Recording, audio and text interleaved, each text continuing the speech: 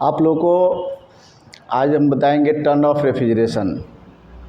Turn off refrigeration क्या होता है इसके बारे में, कि टर्न ऑफ रेफ्रिजरेशन क्यों कहते हैं। एक स्टूडेंट का सर जी एसी कहते हैं 1 टन का है 2 टन का है तो इतना भारी उठेगा कैसे। तो यहाँ टर्न का मतलब वजन से नहीं बल्कि रिमूवल ऑफ हीट से है, ऊष्मा को स्थानांतरित करने की क्षमता से, ऊष्मा को स्थानांतरित करने की मात्रा से, ठीक है। जैसे किसी भी चीज़ का क्या होता है, कैपेसिटी नापने का जो इकाई होता है, यूनिट होता है जिससे हम उससे पहचानते हैं, ठीक है, उसी को हम क्या कहते हैं, उसकी यूनिट कहते हैं, इकाई कहते हैं। जैसे कि मान लीजिए अगर हम यहाँ पर केवल 50 लिख दिए तो आपसे कहें कि 50 है क्या, तो आप क्या कहेंगे 50 एक न्यूमेरिकल वैल्यू है, आंकिक मान है। लेकिन अगर हम 50 के पीछे क्या लिख दिए, यहाँ केजी लिख दिए तो केजी क्या हो गया, भार का मात्रक हो गया। यानी कि हमको यह प्रदर्शित कर देता है, बता देता है कि यह 50 केजी भार हो गया। अगर हम यहाँ पर क्या करते हैं 50 मीटर लिख देते हैं, ऐसे m लिख दिए तो क्या हो गया, अभी भार के जगह पर 50 वही है लेकिन अब वो क्या हो गया, मीटर लंबाई हो गया। सुनना रहा ना। तो यह 50 वही है लेकिन इसका जो है यहाँ मात्रक खाली चेंज हो जाने की वजह से, यूनिट चेंज होने की वजह से इसकी वैल्यू चेंज हो जा रही है। पैसा लिख दीजिए m के जगह पर तो 50 पैसा, अगर रुपया लिख दिए तो क्या हो गया, यही 50 पैसा था अब रुपया हो गया। तो ये वैल्यू जो है क्या होता है, इस मात्रा के हिसाब से क्या होता है, चेंज होता रहता है। जिस तरह से हम लोग हैं, हम लोग का नाम तो क्या है, एक जैसा ही है, लेकिन नाम से हम लोगों को कास्ट पता नहीं चल पाता है। लेकिन जैसे ही टाइटल उसमें लगाते हैं तो टाइटल से हमारे कास्ट का पता चल जाता है कि हम किस कास्ट से बिलोंग करते हैं। जैसे मान लीजिए रमेश है तो रमेश है, अब वहाँ यादव जुट गया, रमेश कुमार यादव या रमेश यादव, तो क्या हो गया, यानी कि रमेश जो है वो यादव खानदान से बिलोंग करते हैं, यादव कास्ट से बिलोंग करते हैं, ठीक है, वो पहचान हो गया। उसी तरह से प्रजापति हो गया तो प्रजापति क्या हो गया, कुम्हार जाति से बिलोंग करते हैं। ये जो है पहचानने का, उस व्यक्ति को पहचानने का हम क्या करते हैं, यूनिट लगाते हैं। उसी तरह से यहाँ पर भी हम यहाँ रिमूवल ऑफ हीट यानी ऊष्मा को स्थानांतरित करने की क्षमता को नापने के लिए हम क्या करते हैं, टन का प्रयोग करते हैं। किसका प्रयोग करते हैं, टन का। जैसे कि आप देखे होंगे कि प्रकाश नापने के लिए लक्स का प्रयोग करते हैं, कैंडिला का प्रयोग करते हैं, किसी मोटर जनरेटर की कैपेसिटी हम नापते हैं हॉर्स पावर में, ठीक है। उसी तरह से इसी कैपेसिटी, एयर कंडीशनिंग कैपेसिटी जो हम नापते हैं टन में, मेजर करते हैं किस में, टन में। तो टन है क्या चीज़, टन जो है जैसे ऊष्मा स्थानांतरण करने की क्षमता बताए ना अभी, तो पहले के ज़माने में जब एयर कंडीशनिंग नहीं था तब भी रेफ्रिजरेशन उत्पन्न किया जाता था। क्या किया जाता था, रेफ्रिजरेशन उत्पन्न किया जाता था, जैसे कि आइस के द्वारा। तो आप कहेंगे कि पहले मशीन था ही नहीं, रेफ्रिजरेशन उत्पन्न करने वाला सिस्टम था ही नहीं, तो फिर आइस आया कहाँ से, कि आइस के द्वारा ऊष्मा का स्थानांतरण किया जा रहा था। तो प्राकृतिक आइस बने जो नेचर के द्वारा आइस उत्पन्न होता है उसके द्वारा। अब जैसे हम लोग के पास जो है हिमालय, नाम ही है हिमालय, यानी कि हिम का घर, यानी हिमालय यानी हिम का पहाड़ ही है, बर्फ़ का घर ही है समझ लीजिए वो, इसलिए क्या कहते हैं उसको, हिमालय। तो उसी तरह से जो है प्राकृतिक आइस जो है, प्राकृतिक के द्वारा जो आइस होते हैं उन आइस को हम क्या करते, लाते हैं और उनके द्वारा हीट ट्रांसमिशन करते हैं, ठीक है। तो अगर 1 टन आइस अगर हम लेकर आए और उनके द्वारा रेफ्रिजरेशन उत्पन्न किए, ऊष्मा का स्थानांतरण किए, तो क्या हुआ, 1 टन आइस जितना ऊष्मा का स्थानांतरण किया और हमारे द्वारा बनाया हुआ मशीन भी उतने ही ऊष्मा का स्थानांतरण करता है कि जितना कि 1 टन आइस करता है। तो उसकी कैपेसिटी हम क्या कहेंगे, 1 टन कहेंगे, ठीक है। क्या कहेंगे, 1 टन कहेंगे। आप हमने बताया भी था इससे पहले कि हम क्या करते हैं कि किसी की क्षमता जो है तुलना करके करते हैं। तो हमारा पहले का आइस के द्वारा हमारा रेफ्रिजरेशन उत्पन्न हो रहा था, तो 1 टन आइस जितने समय में जितने बीटी ऊष्मा का स्थानांतरण करता है या किलो कैलोरी का ऊष्मा का स्थानांतरण करता है या किलो जूल का स्थानांतरण करता है, क्योंकि हमने बताया था MKS, CGS और FPS पद्धति में जो ऊष्मा का मात्रक क्या क्या होता है। तो इन क्या करता है कि ऊष्मा का स्थानांतरण करता है कौन कौन पद्धति में, FPS में, CGS में, MKS में। तो ये सब ऊष्मा का स्थानांतरण इन पद्धतियों में करता है 1 टन आइस। अगर हमारे द्वारा बनाया हुआ मशीन भी उतने ही ऊष्मा का स्थानांतरण करता है जितना कि हमारा 1 टन आइस करता है, तो उस मशीन की कितना कहेंगे, कैपेसिटी क्या कहेंगे, 1 टन कहेंगे कि नहीं कहेंगे। जैसे मान लीजिए किसी मोटर जनरेटर की कैपेसिटी हम हॉर्स पावर में नापते हैं। हॉर्स पावर का मतलब होता है अश्व शक्ति, घोड़े की पावर, ठीक है। पहले लोग जो है पावर जो है नापा जाता था हाथी से, एलिफेंट पावर से। जैसे कि आप सुने होंगे कि भीम के पास 10,000 हाथियों का पावर था, तो इंसान का पावर भी हम क्या ना मेजर करते थे, वो एलिफेंट यानी कि हाथियों के पावर से, ठीक है। हॉर्स पावर क्यों कहते हैं मोटर जनरेटर कैपेसिटी, क्योंकि एक घोड़ा जितने समय में जितने कार्य को पूरा करता है और हमारे द्वारा बनाया हुआ मशीन भी उतने ही समय में उतने ही कार्यों को पूरा करता है, तो उस मशीन या मोटर की कैपेसिटी कितना कहेंगे, 1 हॉर्स पावर। अगर 2 घोड़े का कार्य अकेले कर रहा है तो हम क्या कहेंगे, 2 हॉर्स पावर, ठीक है।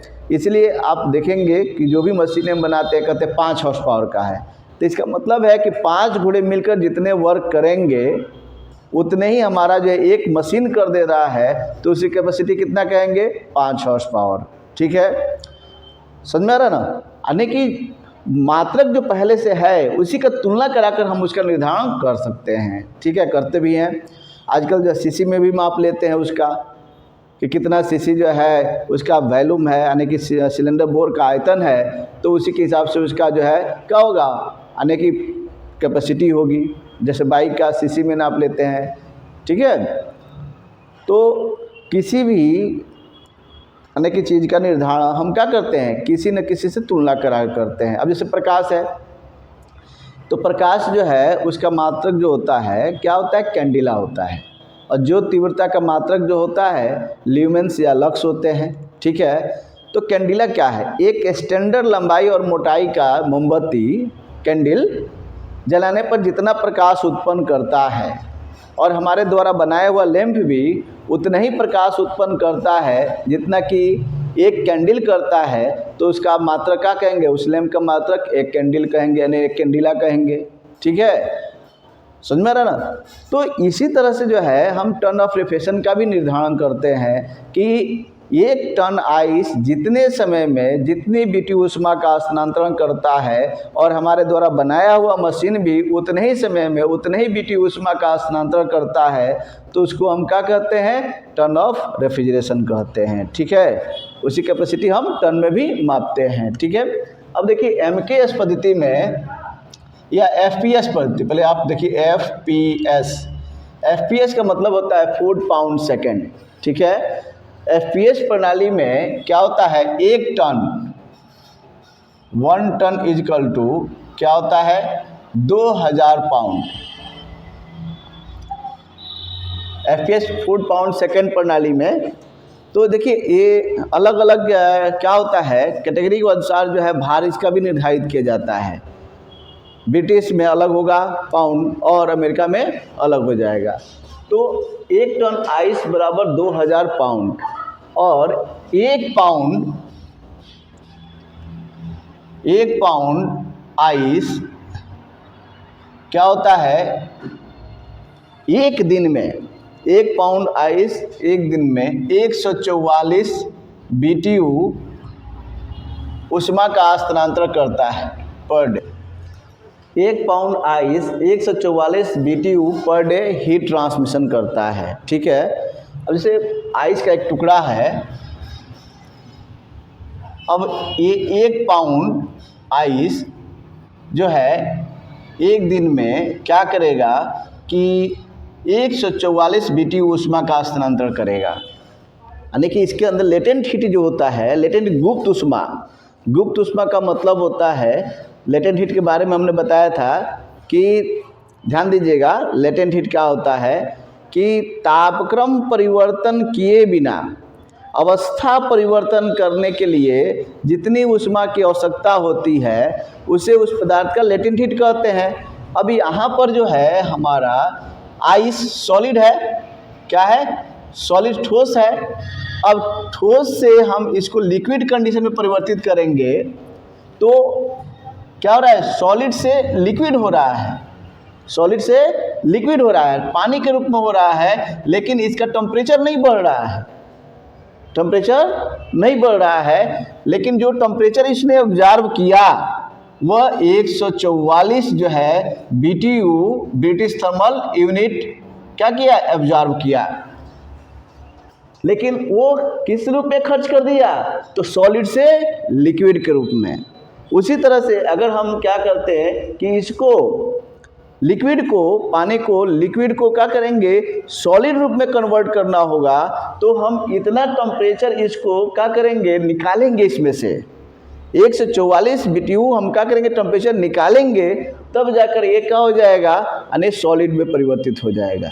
ठीक है, तो अवस्था परिवर्तन हो रहा है लेकिन तापक्रम परिवर्तन नहीं हो रहा है। यहाँ भी 0 डिग्री सेंटीग्रेड है और यहाँ भी 0 डिग्री सेंटीग्रेड है, समझ में आ रहा ना, यहाँ भी 0 डिग्री सेंटीग्रेड है, यहाँ भी 0 डिग्री सेंटीग्रेड है, लेकिन ये ऊष्मा जो है स्थानांतरण किया 144 BTU। ठीक है, यानी 144 BTU ऊष्मा को एक दिन में क्या करेगा, स्थानांतरण करेगा। तो 1 पाउंड आइस, यानी कि 1 पाउंड बराबर 2000 पाउंड, तो 1 पाउंड आइस 144 BTU ऊष्मा का स्थानांतरण करता है। तो 2000 पाउंड एक दिन में कितना BTU ऊष्मा का स्थानांतरण करेंगे, तो 144 गुणे 2000 हो गया ना, कितना हो जाएगा, BTU पर डे। तो ये हो जाएगा, गुणा करेंगे तो 8 8 2 3 जीरो लगा दीजिए, BTU पर डे हो जाएगा। ठीक है, अगर हम डे है, अगर हम इसको चाहते हैं कि किस में बदल दें, यानी कि आवर्स में, ठीक है, किस में बदलें, आवर्स में, घंटे में।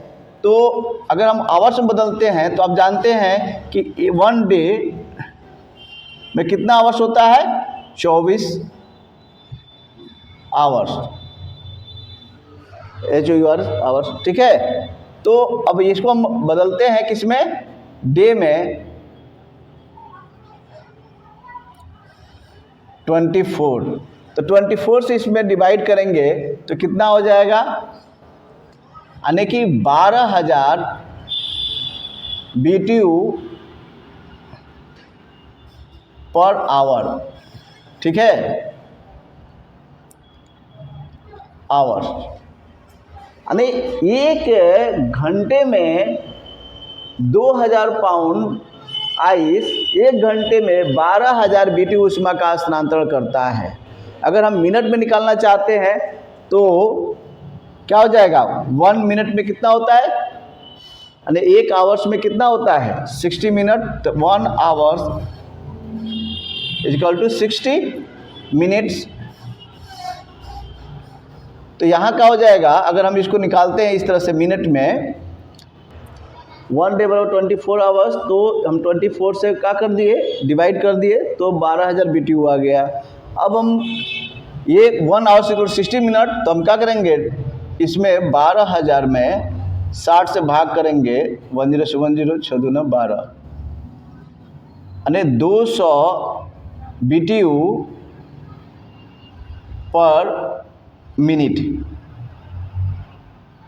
MINUTES मिनट्स होगा। मतलब कि एक अगर क्या करते हैं कि घंटे, तो 1 मिनट में निकालते हैं, तो 1 मिनट में 200 क्या होगा, BTU ऊष्मा का स्थानांतरण करेगा। अगर हम सेकंड में निकालना चाहते हैं तो आप जानते हैं कि क्या होता है, 60, यानी कि 1 सेकंड में कितना मिनट होता है, 1 मिनट में 60 सेकंड, तो 1 मिनट में 60 सेकंड, जानते हैं ना आप। अब तो सेकंड में निकालना चाहते हैं तो 260 कर देंगे, 6 दूना 36 18 3 पॉइंट, फिर आ जाएगा 36 18, फिर 36 18, यानी कि 33 इस तरह से BTU पर सेकेंड हो जाएगा। ठीक है, तो हम इसमें FPS प्रणाली में हमने निकाला कि 1 टन आइस जो है क्या करेगा, यानी कि 12,000 BTU प्रति आवर्स हीट ट्रांसमिशन करेगा, या 2,88,000 BTU पर डे क्या करेगा, हीट ट्रांसमिशन करेगा। तो समझ में आ गया। MKS पद्धति में भी निकाल सकते हैं किलो कैलोरी में, ठीक है, या किलो जूल प्रति डे में भी निकाल सकते हैं, और केजी में भी निकाल सकते हैं, प्लस आवर्स में भी निकाल सकते हैं। ठीक है, तो FPS प्रणाली में समझ में आ गया। FPS प्रणाली में जो है 1 टन आइस जो है वो क्या करता है कि 2,88,000 BTU per day heat transmission करता है। ये तो समझ में आ गया कि 1 पाउंड आइस जो 144 BTU ऊष्मा का स्थानांतरण करता है। लेटेंट हीट है इसका, लेटेंट हीट, यानी कि इसको गलाने में, ठीक है, जो एनर्जी इसने क्या किया, हीट लिया, वो यानी ऊष्मा को लिया, तो 144 BTU प्राकृतिक से, यानी कि यहाँ के स्थान से लिया, तो वहाँ पर स्थान पर क्या हो गया, ठंडा हो गया, और वो अवस्था परिवर्तन कर दिया। तो हमने बताया लेटेंट हीट का मतलब क्या होता है कि तापक्रम परिवर्तन किए बिना, यानी तापक्रम परिवर्तन नहीं हो रहा है, सॉलिड से लिक्विड में हो रहा है तो तापक्रम परिवर्तन नहीं हो रहा है। 0 डिग्री सेंटीग्रेड ए भी है तो 0 डिग्री सेंटीग्रेड ए भी होगा, ठीक है, लेकिन अवस्था परिवर्तन हो रहा है। तो जो अवस्था परिवर्तन के लिए जो हीट दिया जाता है या हीट होता है वही लेटेंट हीट होता है। ठीक है, अब हम आपको बताएंगे MKS प्रणाली में